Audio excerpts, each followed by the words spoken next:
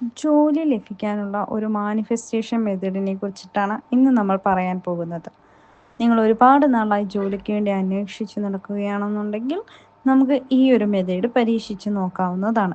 ഏതൊരു മെത്തേഡ് പരീക്ഷിക്കുമ്പോഴും നിങ്ങൾ ഓർത്തിരിക്കേണ്ട ഒരു കാര്യം, പകുതി പ്രയത്നം നിങ്ങളിൽ നിന്നുണ്ടെങ്കിൽ മാത്രമേ പകുതിയും കൂടി യൂണിവേഴ്സ് തരത്തുള്ളൂ.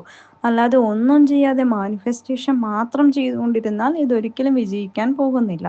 അപ്പം നിങ്ങൾ കഷ്ടപ്പെട്ടിട്ടും നിങ്ങൾക്ക് കിട്ടുന്നില്ല എന്നുണ്ടെങ്കിൽ യൂണിവേഴ്സിൻ്റെയും കൂടി സഹായത്തിൽ അത് നേടിയെടുക്കാമെന്നതാണ് ഈ ഒരു കാര്യം പറയാനുള്ളത്.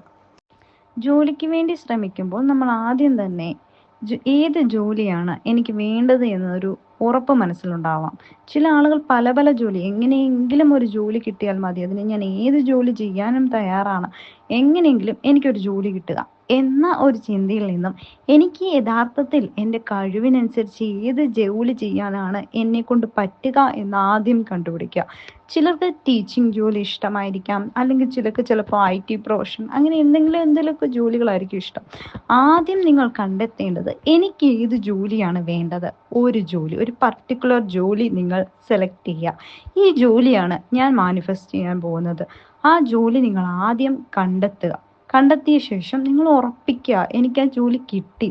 അപ്പം നിങ്ങൾ ഒരു വെള്ള പേപ്പർ എടുത്ത ശേഷം അതിനകത്തേക്ക് എഴുതുക, ഞാൻ ആഗ്രഹിക്കുന്ന ജോലിയിൽ ഞാനിപ്പോൾ വർക്ക് ചെയ്തുകൊണ്ടിരിക്കുകയാണ് എന്ന് 3, 6, 9 പ്രാവശ്യം നമുക്ക് എഴുതാം. ഈ 3 സംഖ്യയിൽ എഴുതുന്നതും നല്ല കാര്യമാണ്.